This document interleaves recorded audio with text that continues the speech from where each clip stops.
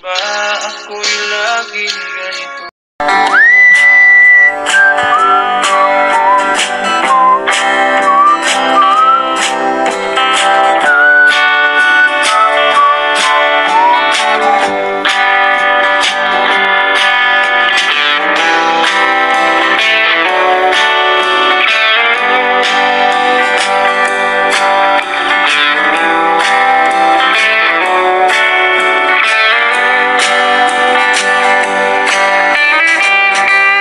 Hi guys! Muli ito si Ate Yoli ay nagbabalik po sa inyo. Magandang umaga at magandang tanghali at magandang gabi. Saan man po kayong dako ng mundo, mapa-Pilipinas man po kayo or mapa-ibang bansa, nawa po ay nasa mabuting kalagayan po kayong lahat at walang anumang karamdaman sa ating mga katawan. Lalong-lalo na guys ang ating mga kapwa OFW. Mag-ingat po tayo kahit saan man bansa po tayo, mag-ingat po tayo dahil may mga mahal po tayo sa buhay na naghihintay po sa atin sa Pilipinas. Ganon din po ang ating po mga kababayan sa Pilipinas, mga mami, daddy, ate, kuya, lolo't lola, tito, mag-ingat po tayo sa Pilipinas po dahil syempre ang weather po natin ngayon ay kahit papasko na ay maulan at mayroon mga sakuna pang nangyayari. Mag-ingat po tayo palagi. Mas maganda po ang doble ingat po tayo, di po ba? Meron po tayong bibigyan guys ng reaction na kung saan ay grabe. Dito mo masabi sa dalawa, no? Sa dalawang maglangga na talagang karamihan sa mga kaedad nila ay talagang mapasana all na lang, di po ba? Yes, pero bago po tayo guys pupunta sa ating reaction video, ay nais ko po muna, supportahan po muna natin ang Team Kalingap sa pangunguna po ni Kuya Bal Santos Matubang, Ate Edna's Vlog, and Kalingap Rob. And of course, Roel of Malalag and Richelle Morales Vlog. Huwag po tayo guys mag-skip ng ads sa kanilang mga video upload dahil sa hindi po natin pag-skip ng ads ay malaki po ang ating naitulong po sa kanilang paglingap, no?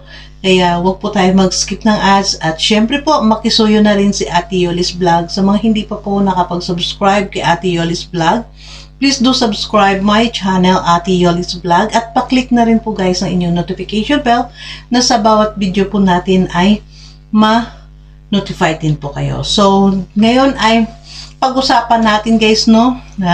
Dito, ilagay lang natin dito sa harapan natin yung ating video clips dahil dyan nakikita nyo na rin sa likuran ko, no? May nakita na kayo dyan sa likuran ko dahil dyan nga sa TV, hindi lang po natin binigyan ng sound, no? Dahil kumbaga ay dito mamaya sa una kung video clips ay yun lang lamang ang may sound, di po ba? So, pakinggan po muna natin kung saan ay dito, bago tayo dito guys magbigay ng ating komento dito, ay pakinggan muna natin ang ating video clips na kung saan ay nag-voice over lamang silang ka. So, let's go. Naglilinis ako niyan. At ayun, nakita niya akong nahihirapan. Kaya tinulungan niya ako. Sabi niya sa akin, siya na daw magtanggal. And ayun, binigay ko naman. Tapos, nung una ayaw ko kasi hindi siya marunong. Tapos nung binigay ko na sa kanya kasi nga nahirapan ako. At ayan, marunong na silang kinutkot niya talaga matanggalan yung cutics na yan. Kasi nga gusto ko nang tanggalin siya that time. Kasi naiilas na rin ako. Gel siya, kaya mahirap tanggalin. Bumili ako ng acetone kaso hindi gumana. May mga moments din na na ganyan nga inaasikaso niya ako. Pero dito lang ako nakaisip din videohan siya habang natanggalan niya ako ng cutics. Parang gusto ko lang gumawa ng maraming memories na kasama siya. Kaya ayan, binidyohan ko siya habang natanggalan niya ako ng cutics. Grabe yung effort niya dyan. Kahit mapagod, go lang siya ng go. Tsaka, ang sarap sa feeling na inaasikaso ka. Ang sarap sa feeling na may ganyan kang, alam niyo na.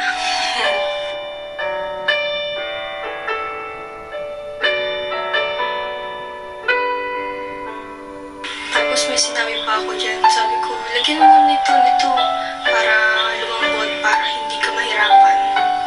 So, ayun, intindi naman niya. At ayan, naging manicurista ko siya that time. Habang nagbibideo ako dyan, napapangiti na lang ako sa ginagawa ni Langga. Alam mo yung lalaki siya, pero nagagawa niya yung mga ganyang bagay. Kapag magkakasama kami, dapat masaya lang, nag-e-enjoy, gumagawa ng maraming memories.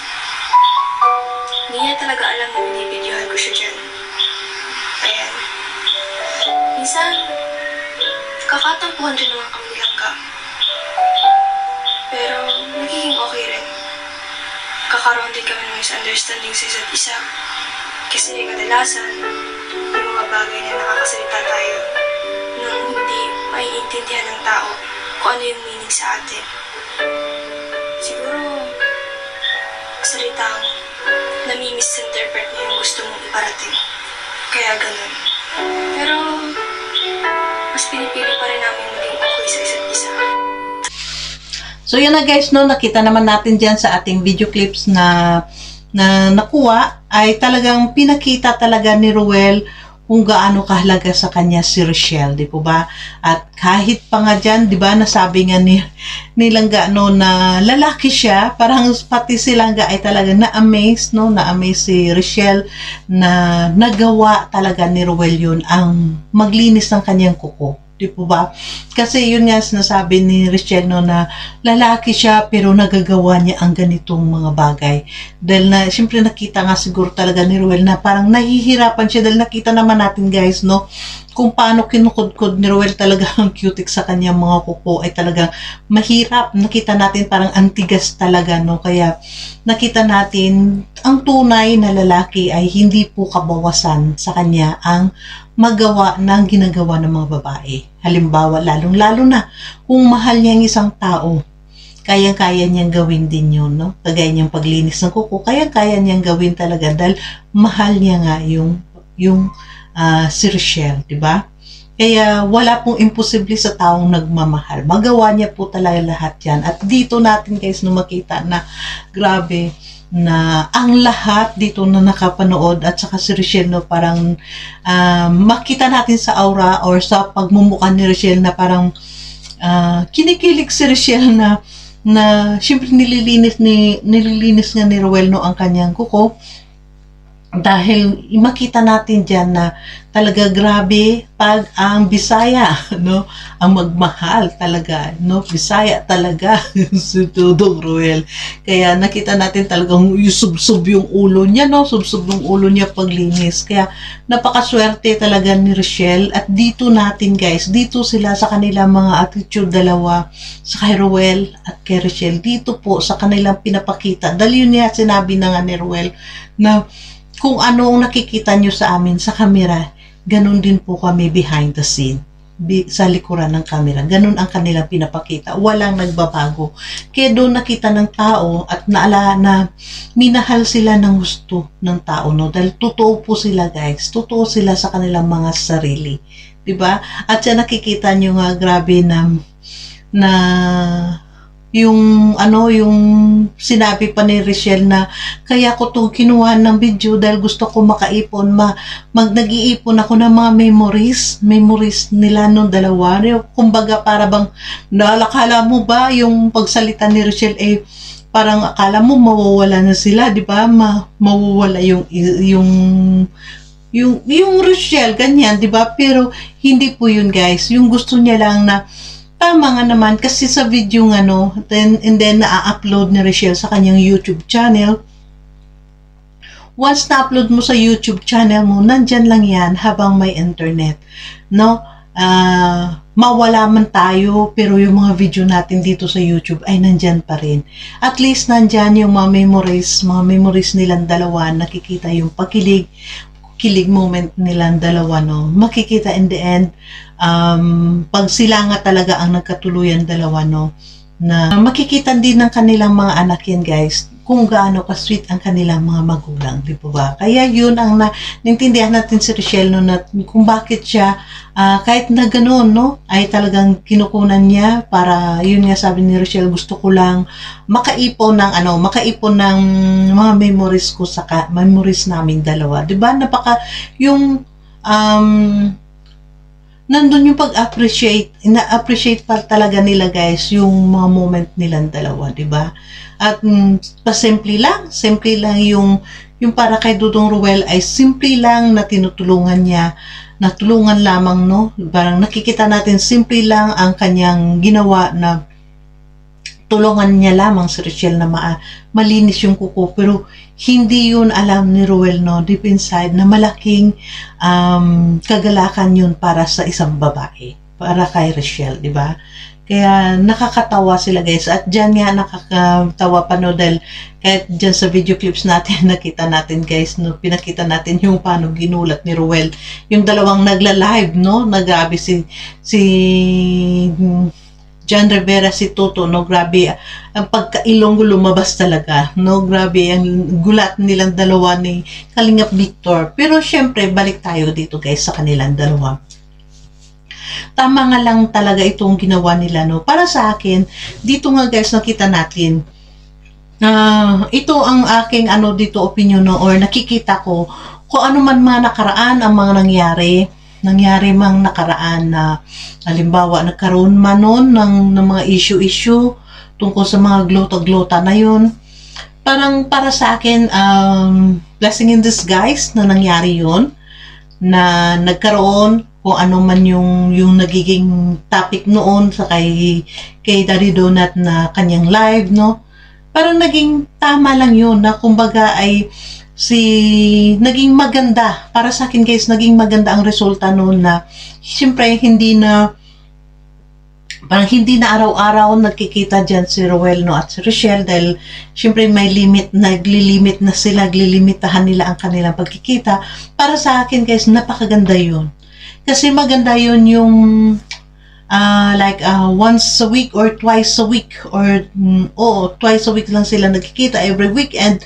Napakaganda po yun dahil mamimiss nila ang isa't isa. Nakita naman natin yung result ng kanilang miss nila ang isa't isa na sa buong isang linggo ay hindi sila magkita. Yun lang weekends na Friday nga sinundo nga siya ni Dudong Ruel, no, na sinundo si Rochelle, ay nakikita natin guys na kung gaano ka-miss nila ang isa't isa.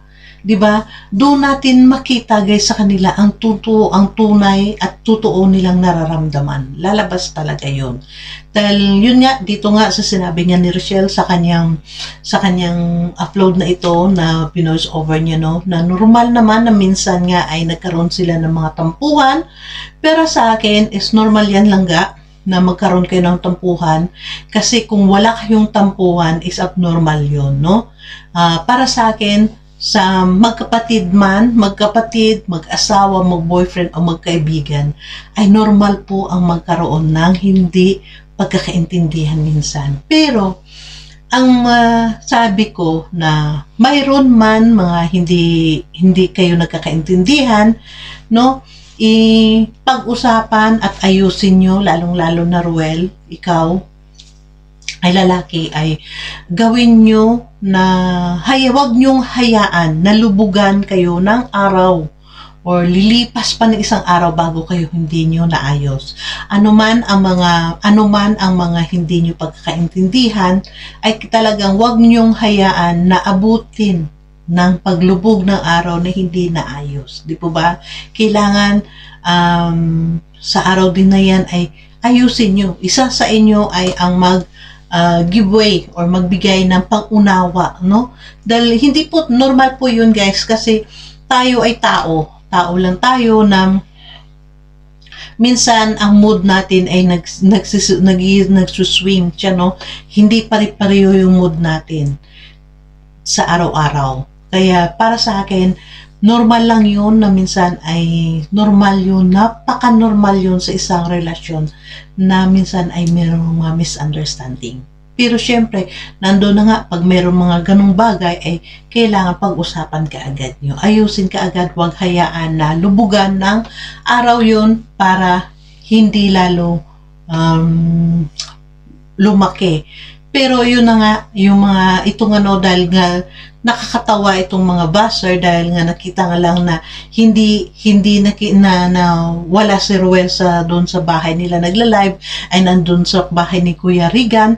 Parang nandun na yung issue kaagad ng mga basher. Para sa akin, hindi dapat yun ini-issue, guys, no? Huwag niyong issue dahil normal silang mga tao, no? At kahit kayo sa inyong mga sarili nyo, sa mga bahay nyo, meron din kayong mga minsan hindi pagkakaintindihan, di ba?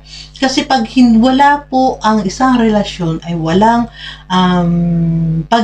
walang ganito na misunderstanding sometimes na ganyan, ay hindi po yan normal, no? Abnormal kayong dalawa. Kaya para sa akin, nakikita natin silang dalawa is normal po yan na daanan. At napakaganda ito ngayon na ganyan every weekends na lamang sila nakikita. Dahil syempre, mapadama nila sa isa't isa yung pagmamahal, ang pagpapahalaga nila sa isa't isa. Di po ba? Makita nila at madama nila sa bawat isa ang kanilang nararamdaman. Di po ba? Dito guys, yung masabi ko na wag po natin sila i-compare sa mga artista dahil si Richelle at si Ruel is napaka-private na tao. Although private na nila, hindi naman sila private kasi nasa social media. I mean, private po silang tao na hindi naman sila artista, di po ba? Kaya mga charity vloggers sila. Kaya iwasan natin silang i-compare sa mga artista dahil hindi po yun maganda, no? Dahil para maiwasan yung mga pambabas at saka sa mga basher, tama na, wag na kayong mambas dahil maging masaya na lang po, no? Ang para sa akin, maging masaya po tayo sa kung saan o kanino man tayo sumusuporta.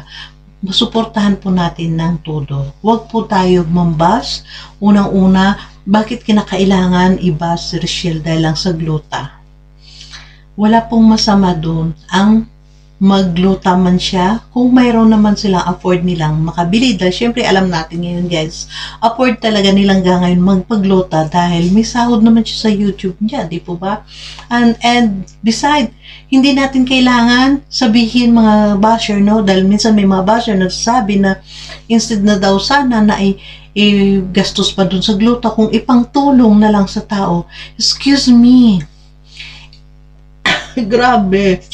Excuse me po, no? Hindi naman po, porket ikaw isang charity vlogger, lahat na lang ng bagay ay kailangan mong itulong. Lahat ng bagay na sa'yo ay kailangan mong itulong sa tao. May oras din po, kagaya yan, ang pagcha-charity vlog. From 7 or from 8 in the morning to 5 lang po ang pagcha-charity nila. So 6 to midnight na, bigay na po natin yun sa kanila. No, bigyan na natin po sa kanila yon ang mga oras na yon. Like that, kagaya niyan, yung kanilang session sa pagluta ay gabi na. Kailangan pa ba? Parang napaka-nonsense na parang wala na sa lugar na pagsabi na instead na panggastos mo pa dun sa gluta, ipangtulong mo pa. Huwag naman po ganun, parang napakaano na lang, lahat na lang. Hindi po yun maganda, hindi po ganun.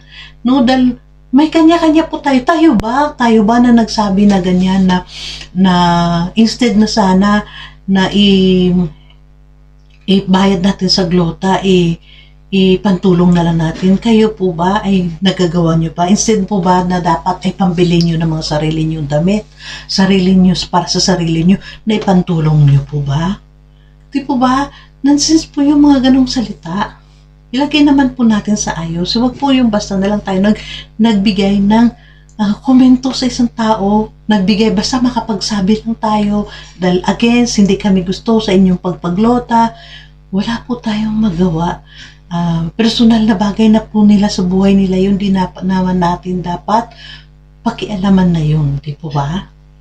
Kaya sana ay magkuha po natin ito, no? I-hug natin ang lahat. Dahil yun nga, si Kuya Bal nga lahat, ginagawa nga ni Kuya Bal, ang lahat na magkakaayos. Pero tayo naman, ng mga nanonood lang, huwag naman po tayo mag-overreact, no? Sa mga dahil lang sa gluta. Yun lang guys, dahil nakakaawa na po. At syempre dito, may parinig ko yun nga, tama lang, no? idagdag na rin natin dito. Tama lang yung sinabi, nakita ko no, na sinabi ni Rochelle sa kanyang live. Ang live na yun is address sa mga basher ni Rochelle. Na tama lang yun ang ginawa ni Rochelle no, na instead, stress niya ang sarili niya dahil lang sa pambabas niyo sa kanya, dahil lang dun sa glota, ibabas niyo na siya ng todo. Napakaganda ang sagot ni Rochelle dun sa live niya na magpaganda na lang ako. Ipaganda ko lalo, magpaganda ko lalo para hindi ako ma-stress sa inyo. Bahala kayo. Ang ma-stress para sa akin, tama yun, Rochelle, no? Don't mind them. Huwag mo silang intindihin, huwag mo silang pansinin or pakinggan. Kung anong nasa puso mo, kailangan mo magpaganda, go ahead. Diba? Wala pong makapigil sa kanila dahil unang-una, bata pa po siya. Pwede niyang gawin lahat yun. Diba? Kaya nga, enjoy life lang po tayo, guys. Enjoy nyo lang yung life nyo, Rochelle at Ruel. Enjoy nyo ngayon. Pinakamaganda kasi, 3 bagay lang tayo dito, no, sa mundo. Past, present, and future. So, ang past po ay hindi po natin kailangan yun balik-balikan, no? Dahil pag lalo natin binabalik-balikan yung mga nakaraan, ay hindi po tayo makakaalis dito sa ating kinalalagyan ngayon. So, kung nandito tayo ngayon sa present, ang present na yun ay kailangan niya magpaglota or dahil may nagbigay sa kanya, may nag-sponsor, or kung wala man ay may sarili naman siyang income para makabayad dun sa session ng glota. So, why not embrace mo yung kung anong kaya mo na sa tingin mo ay magpapaganda or magpapasaya sa'yo. Go ahead. Diba? Enjoy natin yung life. Enjoy nyo lang yung life. Huwag po natin sila, guys, i-hold. No, dahil unang-una, hindi naman tayo ang nagbabayad doon. Sila naman. Or may nagbabayad sa kanila. Di po ba? Ganun lang po. At saka, yung future, hindi mo naman kailangan pinaplano yun dahil kung nandito ka pa lang sa present, hindi ka pa doon, hindi mo pa alam kung marating mo yung future na yun. So, why not na ngayon sa present ay enjoy nyo lang po. Opo, instead po kayo ng bus, wini-waste nyo yung oras nyo, yung time nyo sa pambabas, instead na sa sarili nyo yun, ibigay nyo sa sarili nyo, isipin nyo kung paano kayo sumaya, isipin nyo kung paano rin kayo gumanda or pumogi, di po ba? Instead na yung time na yun ay dapat ibigay nyo sa sarili nyo, ay binigay nyo doon ang oras nyo sa pambabas sa kanila, di po ba? Kaya hindi po yun maganda. Kayo ang lugi ng mga basher. Kaya para sa akin, tama itong sinabi ni Rochelle na lalo kong magpaganda, lalo kong gawin ang lahat para ko gumanda, bahala kayo, anong isipin. Tama yun. Para hindi siya ma-stress. Hindi dapat siya ma-stress sa inyo, guys. Di po ba? So, dito lang. Siyempre ito nga, guys, lagi kong sinasabi na sa mga pagdating dito kinalangga, no, na kanilang mga personal mga pakilig moment, no, siguro maggawa tayo lang dito ng reaction twice a week, pero kasi siyempre i-prioritize po natin yung charity vlog po nila na reactionan, di po ba? So thank you so much, medyo napahaba po tayo dito. Thank you so much and God bless everyone. Mag-ingat po kayo kahit saan mang bansa po kayo, mag-ingat po kayong palagi, di po ba? See you and my next upload, guys. Bye.